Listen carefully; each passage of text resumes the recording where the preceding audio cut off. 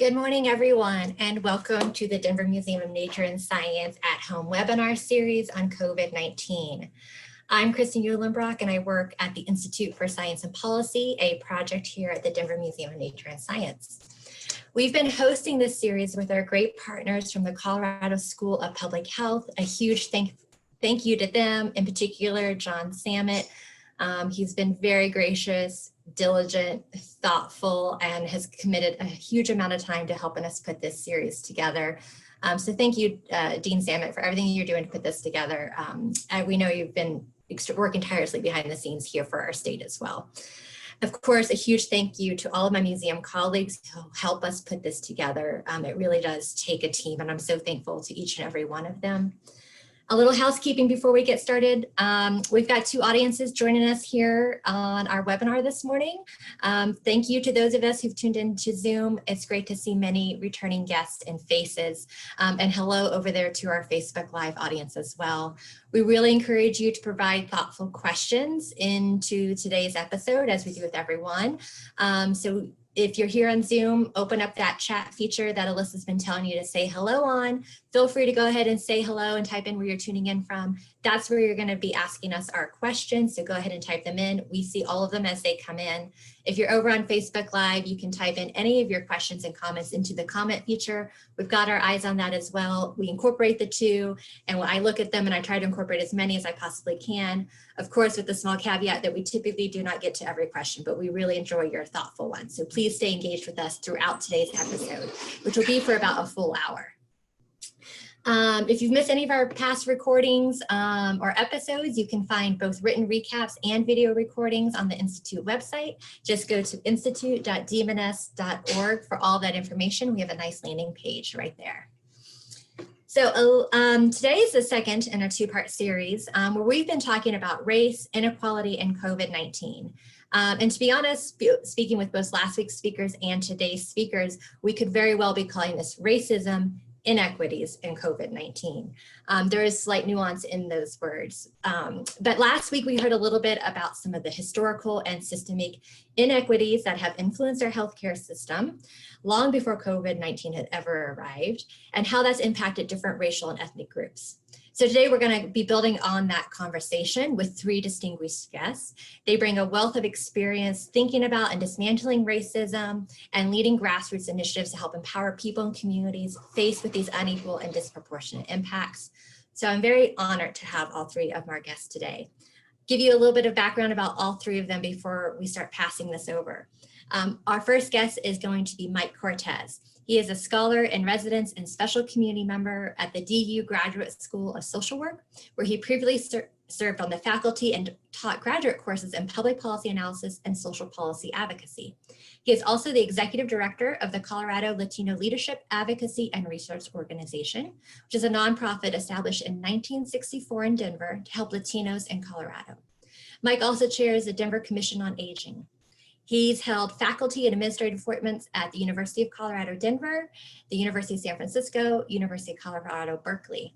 He began his career in 1971 as a community organizer and then later returned to school where he earned his master's in public policy and PhD degrees in public policy at the University of Colorado, Berkeley.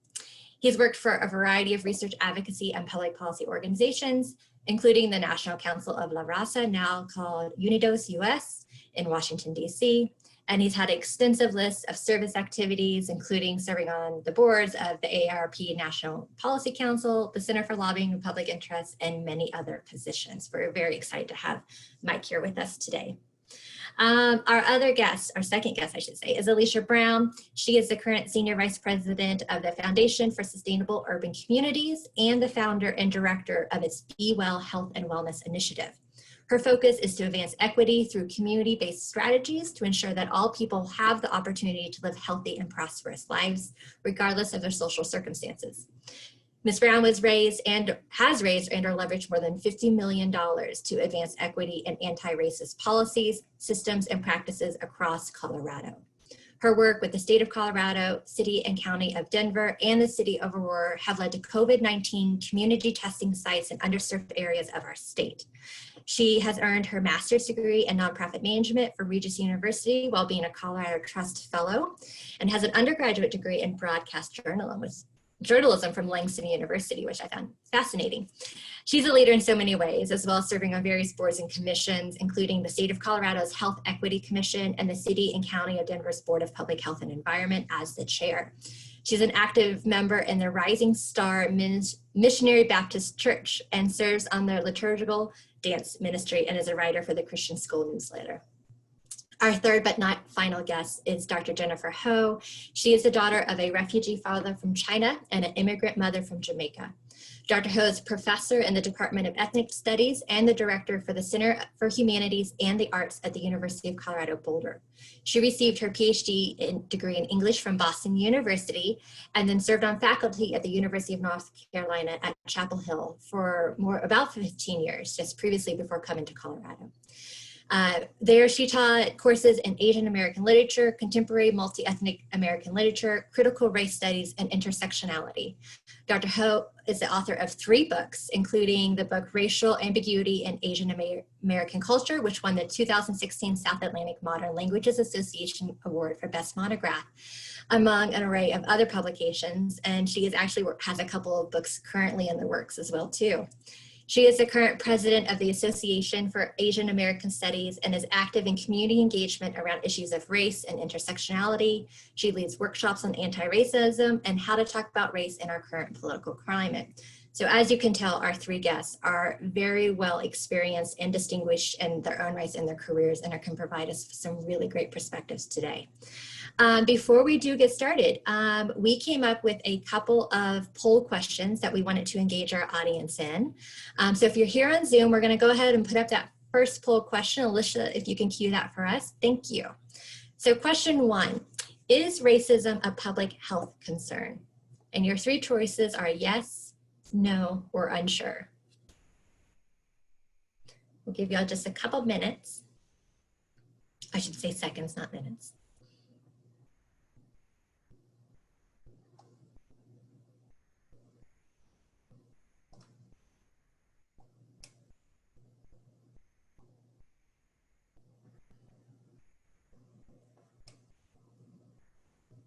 Alyssa, how are we doing on results there? Should we go ahead and show those? Okay. Overwhelmingly, 94% of our audience does think that racism is a public health concern. Great, thank you. We've got another poll we're going to ask, and these polls are meant to influence and shape some of our conversations later today and get a sense of our audience. So I'm not going to talk about them right now, but they will come up eventually down the road. So our second question, I consider myself racist, not a racist, or anti-racist.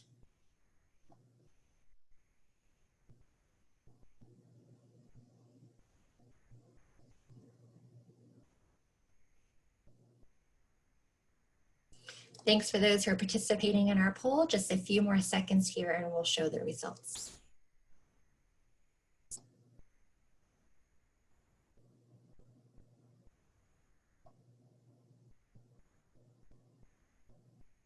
Alrighty, Alyssa, what do we got? Anti-racist seem to have the majority of people select that one at 67%, not a racist at 27%, and racist at 6%. Thank you very much. Okay, so enough of me talking and welcoming our guest. I want to give them the floor to speak. Each of our guests is going to provide a little bit of some opening remarks, and then we're going to go right into some Q&A. But up first, we're going to have Mike Cortez join us. Good morning, Mike. Could you tell us a little bit about the work that you're doing, as well as how the Latino and Hispanic experience in Denver has been shaped by or is currently being impacted by COVID-19 in our area? Good morning, Kristen, and good morning, everybody. It's my privilege to serve as Executive Director of the Colorado Latino Leadership Advocacy and Research Organization.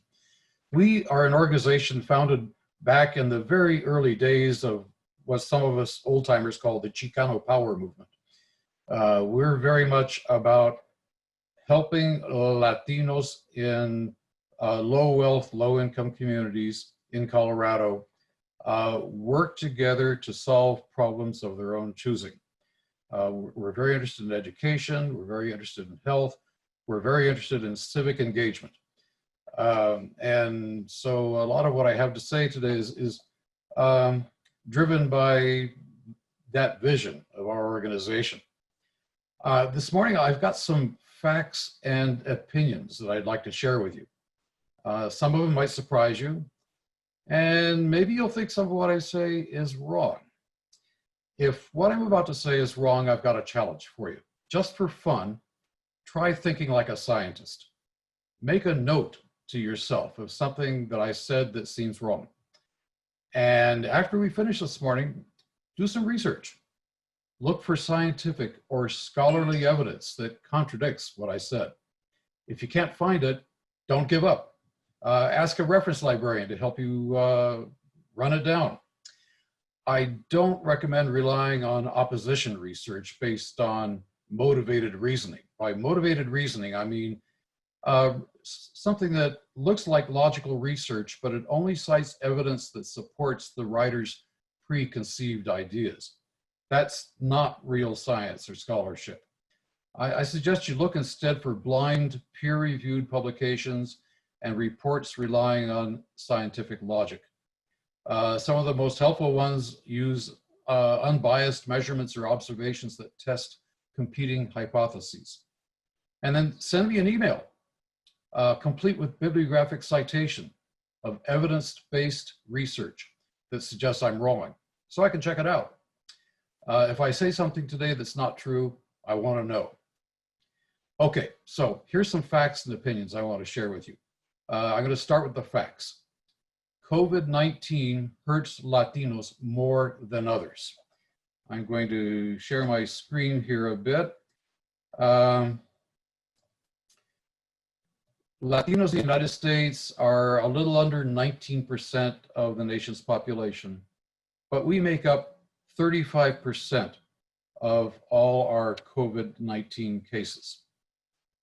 And another slide I want to quickly show you. We think of this as a disease that puts older folks, most like me, most at risk. But I want to focus a bit on children between the ages of 5 and 17 who have confirmed cases of COVID. More than half of them are Latinos. And if you look at youth and young adults who have confirmed cases of COVID-19, 43% of them are Latino. And a lot of them die.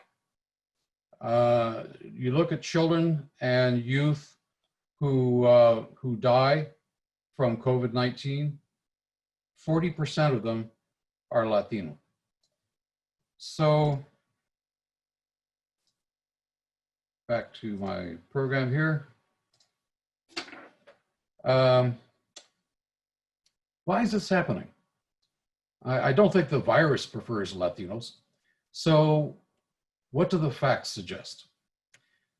Latinos or Latinx people or Latino Americanos are not a race. I want to just go some basic facts about Latinos first. Rather, Latinos are a diverse, multiracial, multinational ethnic group. Many Latinos in the country are immigrants, of course, but most Latinos in Colorado are not. Latinos have lived in what is now Colorado since before the arrival of English speakers. The Arkansas River that runs through Pueblo, Colorado, used to be the border between Mexico and the United States, years before Colorado became a state. All land in Colorado south of that river used to be part of Mexico. The land down there includes the town of San Luis, the oldest town in our state. Spanish has always been and still is the first language spoken by many of the families who've lived in San Luis for generations. English speakers are relatively recent arrivals in our part of the world. Some Latino families in Colorado have lived in what is now the southwestern United States since the 1500s, before the Pilgrims landed at Plymouth Rock. 10 years ago, 1 out of 5 Coloradans were Latino. and we've been growing. 5 years from today, 1 out of 4 Coloradans will be Latino. So why is COVID-19 giving Latinos such a hard time? The answer seems to be economics. Since the 1950s, economists who study US labor markets have gathered ample evidence of what they call labor market segmentation. Throughout history, since colonial times, the kinds of work that people do in the United States has been influenced in part by their race, national origin, ethnicity, and the language they speak. Those same factors have also affected people's educational opportunities, their earnings, where they can buy and rent places to live, the way they're treated by government and police and their fellow citizens, and even whether they can serve on juries or vote. Labor market segmentation affects Latinos in several ways. Today, Latinos are concentrated in jobs that have the highest risk of exposure to COVID-19. Latinos are more likely to be classified by employers and government as essential workers and are less able to work at home while others are safely quarantined or sheltering in place. Latinos employers are less likely to provide health insurance. Latino children are less likely to have access to broadband internet, so during the pandemic, it's harder for them to keep up with school lessons at home. So those are the facts, and I'd like to close with some opinions. The COVID-19 pandemic is hitting Latinos harder because too many of the people in our country who decide who gets hired for which jobs and how much they'll be paid and whether they'll receive health insurance and whether their children will attend good schools and whether people who lost their jobs and are behind in their rent should be evicted. Too many of those decision makers are people who tend to treat Latinos and other minorities differently from the way they treat non-Hispanic whites. Does that sound like racism to you? If you think I'm wrong about the facts I'm sharing with you this morning, I look forward to hearing from you. I promise to take a good look at your evidence. Thanks for being part of the discussion this morning, and I hope you ask lots of questions. Thanks, Kristen. Thank you, Mike. Very poignant. Okay, let's introduce our next guest. Good morning, Alicia. Welcome and thank you for joining us here. So you founded the Be Well Health and Wellness Initiative. I'm wondering if you could tell us a little bit about what that initiative is and some of the ways you've been engaging with communities since COVID-19. Alicia, we got to take you off mute to hear you. I apologize, I'm now off mute. Thank you, everyone. I'm glad to be a part of this panelist. Thank you to my fellow panelists. I look forward to interacting with you, and thank you, Kristen, and the Institute, as well as the School of Public Health. I am Alicia Brown, and I head our Be Well Health and Wellness Initiative. It is an initiative of the Foundation for Sustainable Urban Communities. It's an initiative that was really founded and guided by residents long ago, back in 2003, who really saw a challenge with equity and health way back then and saw disparities in primarily communities of color that were not showing up in other communities. And we started way back then in thinking about, why is this happening? What are ways in which we can address these challenges? And is it that we don't have, it isn't that we don't have the same common goal, but why is it that African Americans and Latinos are, and our Asian Pacific Islanders community, why are we disproportionately impacted by the disparities that exist in our communities? And so we really focused on 6 areas in Northeast Denver and Northwest Aurora to really think about what that means and why. And over this period of time, we've really worked to see what programs, policies, research, etc. has been done, and then how that impacts the day-to-day lives as far as economics, housing, transportation, and other social determinants of health. And so in working in all of these key areas, we've really found that, similar to what my fellow panelists has said, is that there are challenges in the leadership and the opportunities for these populations to be able to advance both in day-to-day society, but also in health. And we will go through some of those challenges as we continue this conversation. But one of the things that we want to definitely bring up is that in thinking about the social determinants of health, which we really focus on through the Be Well Health and Wellness initiative, we find that the decision-making for those social determinants, or the things that impact those social determinants, are really influenced by people that are not the most impacted or not the most vulnerable. And our goal with the Be Well Health and Wellness initiative is to provide opportunities that allow those who are most impacted to engage in the decision-making processes that are impacting their communities the most, and to also begin to serve in some of those leadership roles. Because until we see a reflection of those serving our communities in leadership positions, as well as in decision-making opportunities, and I'm not just talking about having someone be the next city council person, but at every level of leadership and at every level of being able to make decisions, engaging residents in those decision-making processes is important for us, and that's a lot of what we focus on.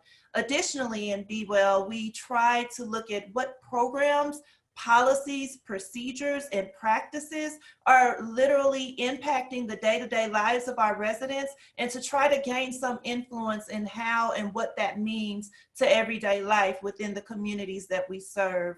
We, again, work in 6 different neighborhoods. They stretch from they stretch over about 150,000 residents in Northeast Denver and Northeast and Northwest Aurora. And we work with various different entities and partnerships to advance equity in our communities. Thank you, Alicia. Sounds like a wonderful initiative that I'm learning just about now, getting to meet you. So I'm looking to unpack a little bit more of what you're doing. But let's get our third speaker joined in on this conversation. Jennifer, good morning and welcome. I'm wondering if you could talk to our audience a little bit about some of the work that you've been doing and the resources that you've developed to kind of help educate people about anti-Asian racism, as well as the wave of anti-Asian racism that we've seen here in the wake of COVID-19. Sure. First of all, good morning to everyone. And before I begin, I want to acknowledge the land that I am currently occupying. And I don't just mean that I'm coming to you from Lafayette, Colorado. I mean that I'm coming to you from the traditional territories of the Cheyenne, Arapaho, and Ute nations. So this is a land acknowledgement. Some of you may be familiar with this, that various organizations and people will oftentimes give a land acknowledgement. I want to start here because while I may be focusing the bulk of my remarks on anti-Asian racism in the midst of this global pandemic, anti-Asian racism shares, along with Indigenous people, along with Black Americans, being oppressed and being subject to white supremacy and systemic racism in the United States. And so I think it's also important for us to think about this coalitionally, that in other words, while I, as a self-identified Asian American who also studies Asian Americans, may be feeling this acutely, it doesn't matter whether you identify as Asian American. It matters that you identify as a human being and care about human rights, because social justice and racial justice are absolutely human rights issues, which is one of the reasons I developed as an educator the PowerPoint slide deck that I'm about to share out to you.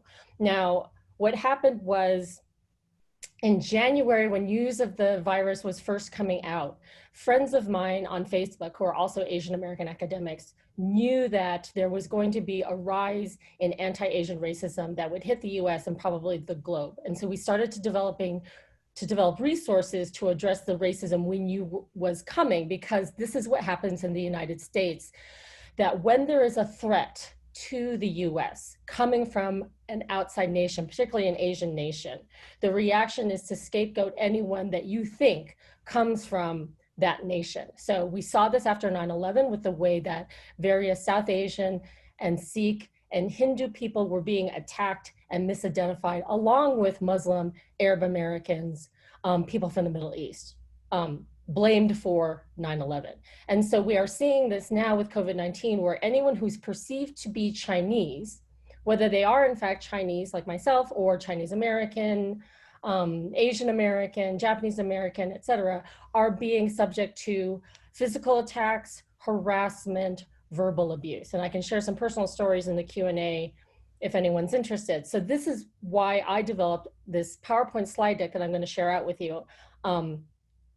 The University of Colorado Boulder also turned it into a website. So I think that link is going to be put in the chat. And I believe that the slide deck will also be shared to people who signed up for this particular webinar. But if you go to my Twitter feed, I'm at Dr. Jen Ho, there's actually a Google link and the pinned tweet that you can fill out, and I will email you out a copy of this slide deck that I actually just updated in light of the global and national anti-Black racism protests. Because again, are connections in terms of anti-Asian racism and anti-Black racism emerging out of COVID-19. So just really briefly, and I'm not going to go through, don't worry, I'm not going to go through the slide deck point by point, but I just want to highlight especially why the phrase Chinese virus is racist, because that's what, okay, so for some reason it's not letting me share. Okay, I don't know if I can share out my PowerPoint slide deck with you for some reason. Do you have share screen at the bottom? If not, I can okay, and it's not letting you. It's not letting me, which is weird because we practiced this. It's okay. I have it, so why don't I open it up for you? Oh, thank you, Kristen. Yeah, just give me, I'm going to be slightly slower than you. Yeah, no, I'll just talk while you're looking. So I developed this because in early April, I kept hearing people use the phrase Chinese virus. And by people, I mean, I kept hearing, and I am going to be political for a moment because I think that we don't have time in this health crisis to be subtle, right, about what's going on. So what I was hearing coming out of the mouths of many Republican legislatures, including this White House administration, is referring to COVID-19 as the Chinese virus. And as we've heard most recently from the president himself, Kung flu. I don't think I need to tell anybody why the phrase Kung flu is racist. I think that is abundantly clear. But I think there has been some confusion, especially earlier, why we couldn't say Chinese virus. If the virus, in fact, originated in Wuhan, China, and everything that I've read suggests that it did, why not just say this is the Chinese virus because it originated in Wuhan? So I wanted to create this slide deck in part to answer that question, to take that question at face value and to think generously that people may not understand the rhetorical harm that comes by continuously linking disease to people who are Chinese or from Asia, because there's a much longer history of doing this than our current pandemic suggests. So Kristen, if you can go actually into the place where I start talking. So this slide deck talks about, I define racism. I specifically talk about the history of anti-Asian racism. If Kristen wants to keep going through the slide deck. I give specific examples about 9/11, which I just referenced. And then I have two slides that talk specifically about why the phrase Chinese virus is a racist phrase, right? Why you shouldn't say the phrase Chinese virus. So we'll just wait until Kristen gets to those slides. And by the way, in the slide deck itself, if you notice that there's some blue underlining, these are hyperlinks. So I have broken, as an educator, I've broken all the good rules of PowerPoint slide deck creation with this slide deck. It's very bare bones. There's way too many words. But I wanted to do this as an educational tool and for people to be able to use this as their own, right? To take this basic information and put it into their own PowerPoint slide decks or share it out with whatever organization they are a member of. So let's start with this. The World Health Organization has given this virus a name, COVID-19.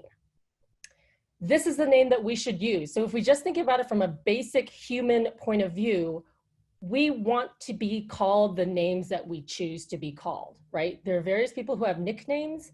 You want to be called by your nickname in certain contexts, right? Or you want to be called by your legal name. You don't want to be called by a name, especially one that maybe have racist connotations. So the World Health Organization did this because they knew that there was racial stigmatization that happens when they used a geographic or ethnic label with respect to disease. Okay, and then in the second slide, if Kristen can turn to the second slide. Okay, so a lot of times people have been pointing to the 1918 flu pandemic and saying, well, we say Spanish flu, why can't we say Chinese virus or Chinese flu? So the argument that just because you did it once upon a time over 100 years ago means it's okay today really doesn't hold water, right? I mean, we all understand that there were lots of things we did 100 years ago that we are not going to continue to do today. So I don't think I need to go into length explaining that. But the danger in saying Chinese virus is that you are continually saying that the virus is somehow associated inherently with being Chinese. And just as my fellow panelists pointed out, the virus itself does not have an ethnic or racial target, even though there are clear health disparities in who is being harmed most. But those health disparities are because there is systemic racism that has happened and continues to happen in the United States that causes for unequal distribution of resources to people.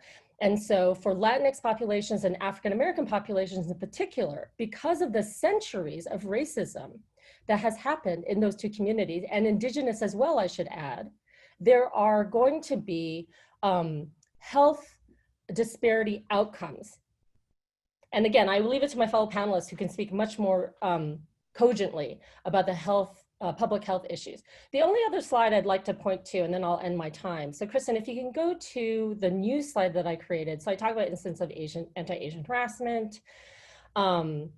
This is a statement my organization put out. I added 2 new slides about anti-Black racism and Black Lives Matter because I want to really talk about these, again, these connections to anti-Asian racism. And the next slide talks about anti-Black racism and anti-Asian racism.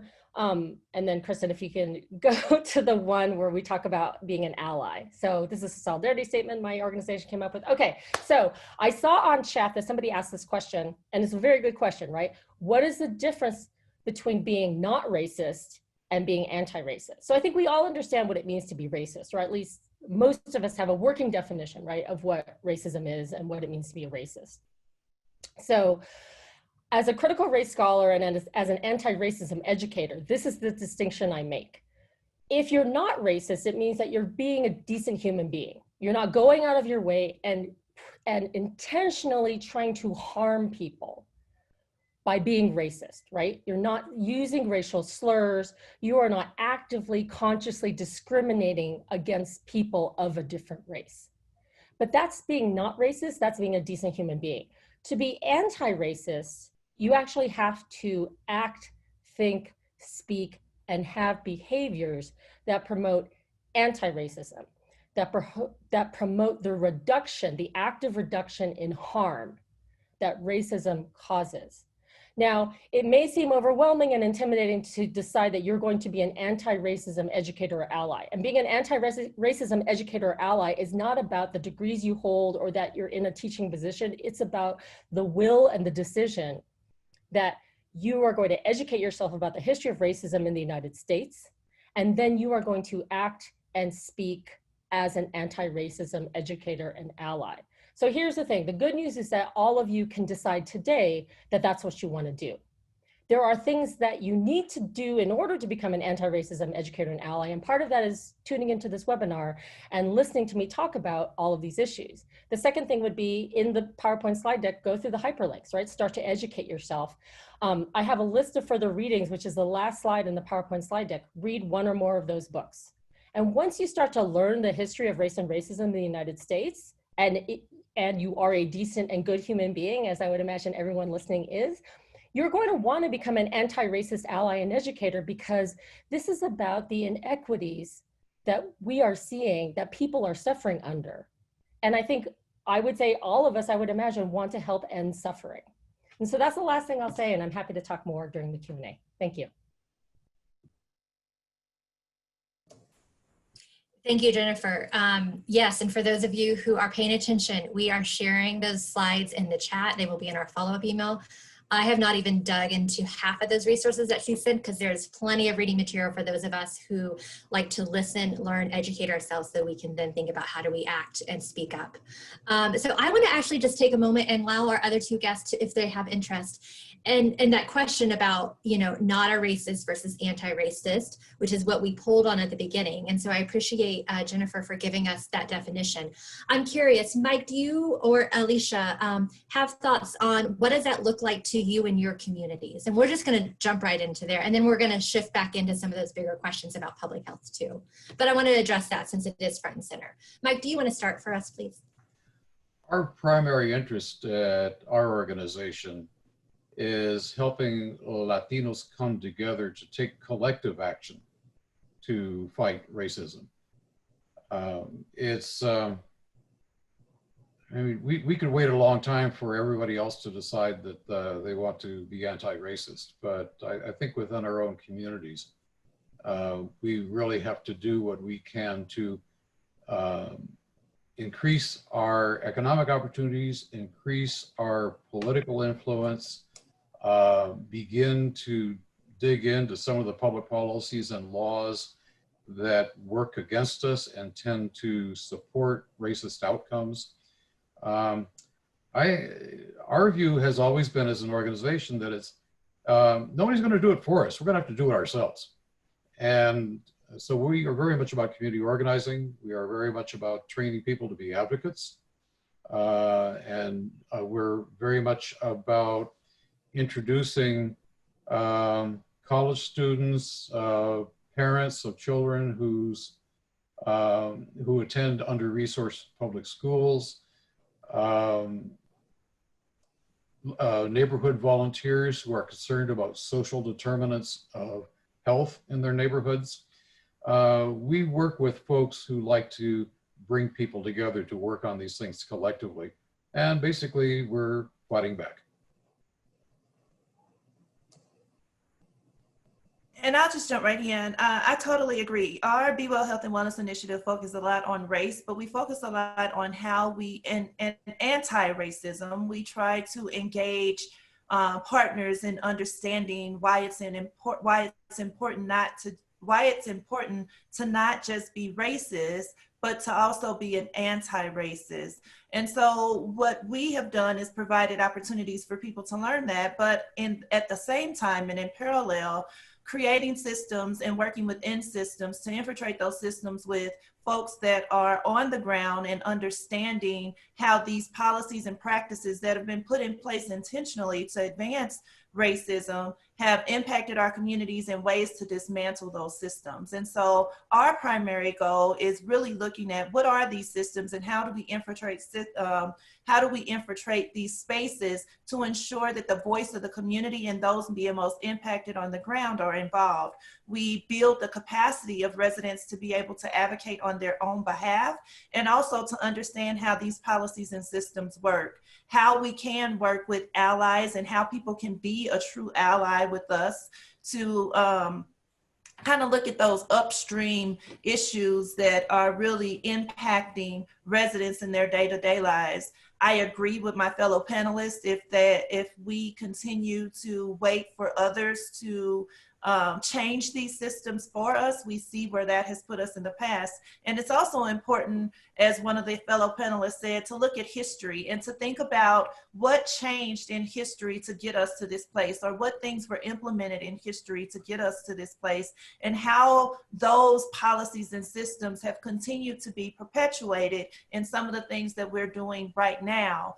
And so thinking about even redlining and how that has pushed communities out in terms of housing, et cetera. So what are things that are related to that now, and how is gentrification taking place right now? It stems back to a lot of the policies that were put in place before. So why has COVID hit these communities so hard? Because they have been exacerbated by things that have already existed. And so, yes, the African American, Latino, and other communities of color have been impacted significantly, but we have to think about history and how that has advanced this, and then think about, okay, why are we here and what do we do we can't just sit idly by and say we're going to have continued conversations. We have to really get on the ground and take action, and that's what Be Well is about, and partnering with various communities to do that. And it's not driven by ourselves, right? It's not driven by leadership. It's driven by people on the ground who have told us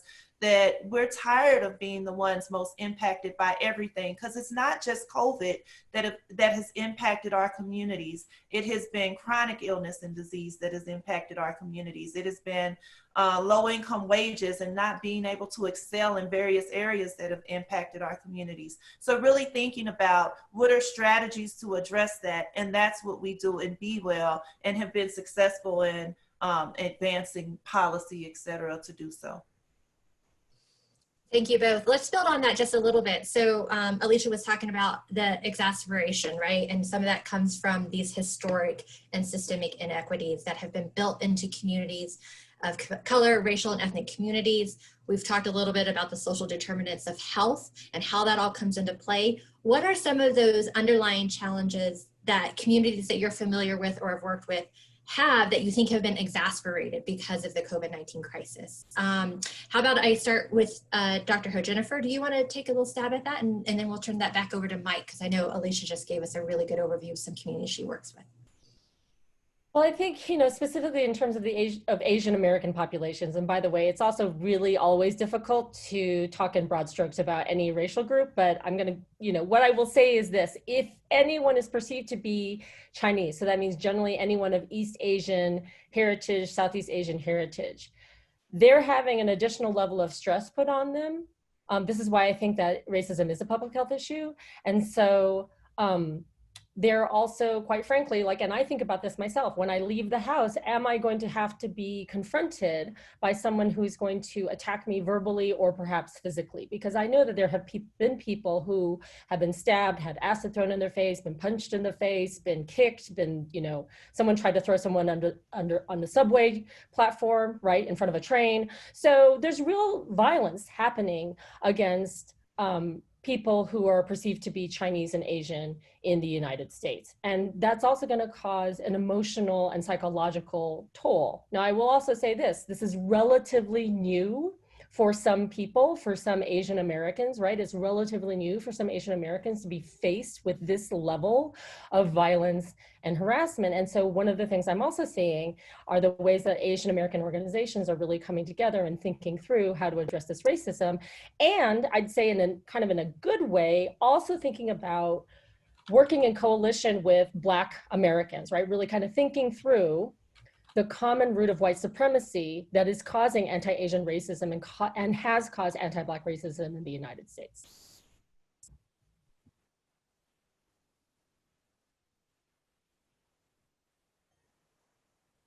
I really appreciate the other folks who have mentioned history, because I think those of us who study public policy tend to fail to appreciate the importance of history and how that's shaped the institutional environment that we all live in ways that, we're not used to thinking critically about, because it really helps to have a historical perspective.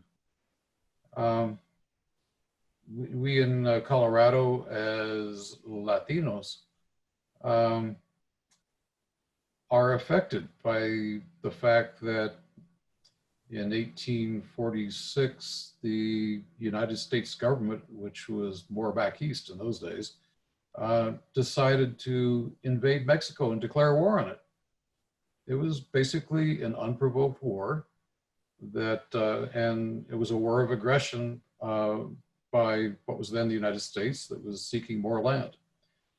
And when the war ended in 1848,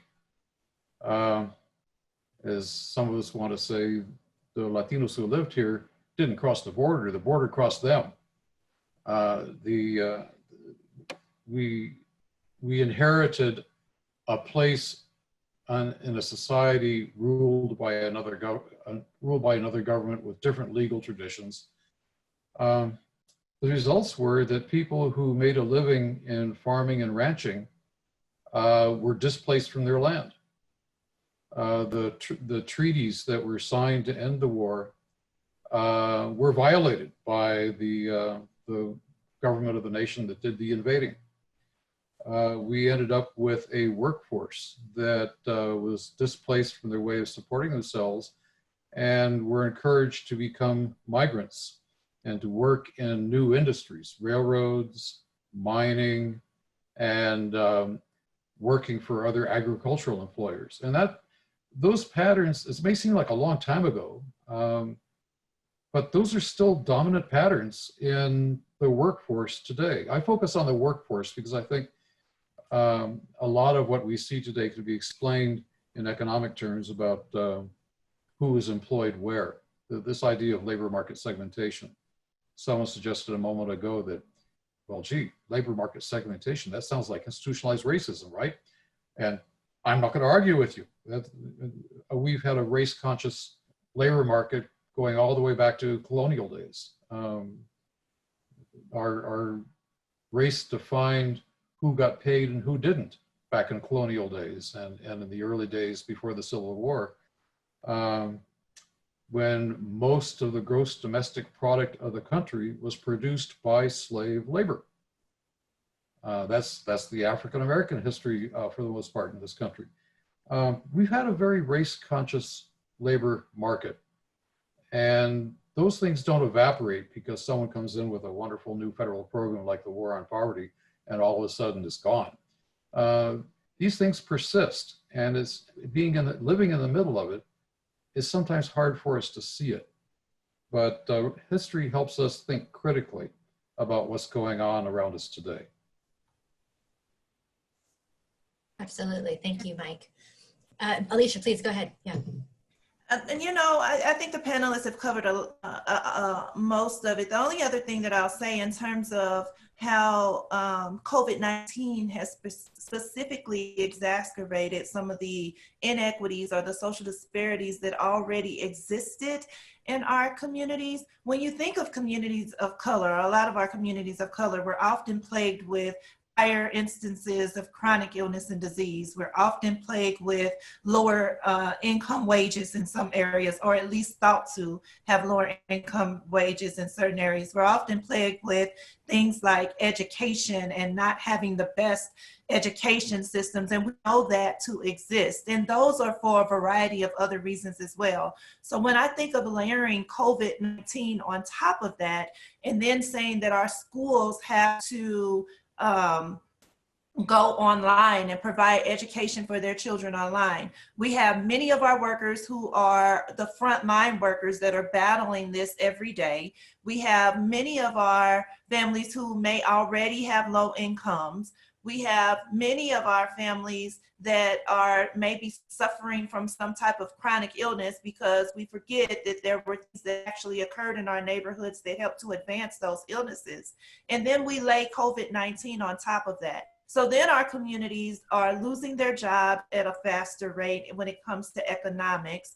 We are not able to educate our children because we may or may not have the resources to be able to do so in our homes. And then we have this overall COVID-19 experience that we all have to deal with in addition to the microaggressions that we face just day to day, being who we are, just being who I am in society as an educated Black woman. And I feel like I have to acknowledge that I have significant privilege as well, right? Being on this platform with you is a privilege. To be able to even express this is a huge privilege. So being a Black woman and acknowledging that I have privilege, and then looking at my fellow counterparts who do not even have the same privileges that I have, just those microaggressions that they have to face every day and that I have to face every day. Those are things that have been exacerbated during the COVID-19 pandemic. And so thinking about what are ways that we can address those issues and those challenges, one, by being able to have a voice and providing people with a voice and opportunity to express that. But then two, in advocating for these systems to be able to change on an ongoing basis. And I have specific resources and opportunities and ways for people to engage in that I'll share later, but really understanding those systems and how we migrate those systems and make those systems more equitable for the population as a whole, rather than just the status quo. Let's build on that too. Alicia, you're leading us into some good discussion, specifically dismantling systems, right?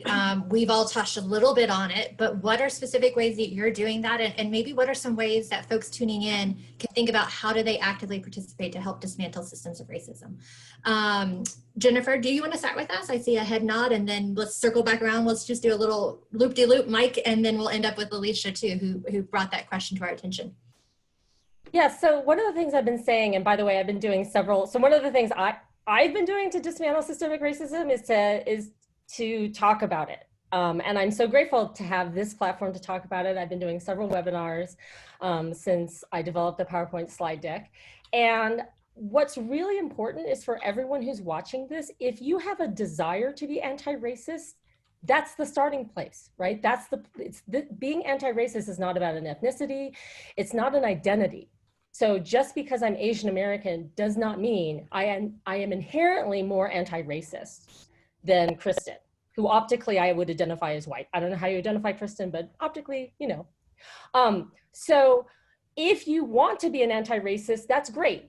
There are tools for you to be an anti-racist and help dismantle systemic racism. So again, the first thing you've got to do, and it's like anything else that you are doing for the first time, you have to practice and you have to exercise.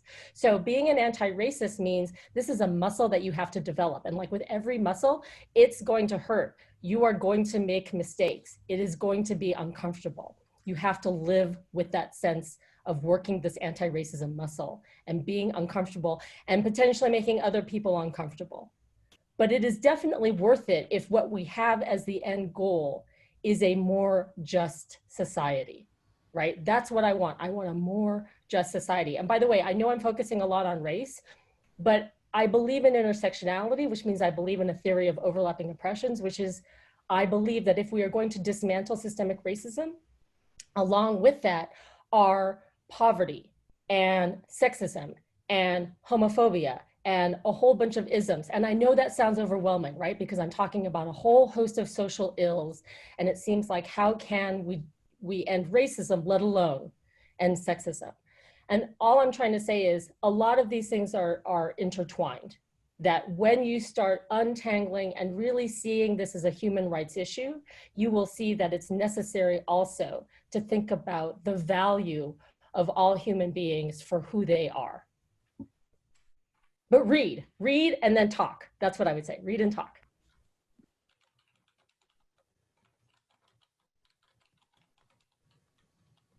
I would not argue that there's only one right way to be an anti-racist.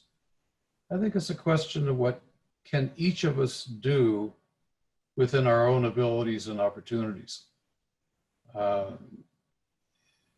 Awareness makes it possible to do something.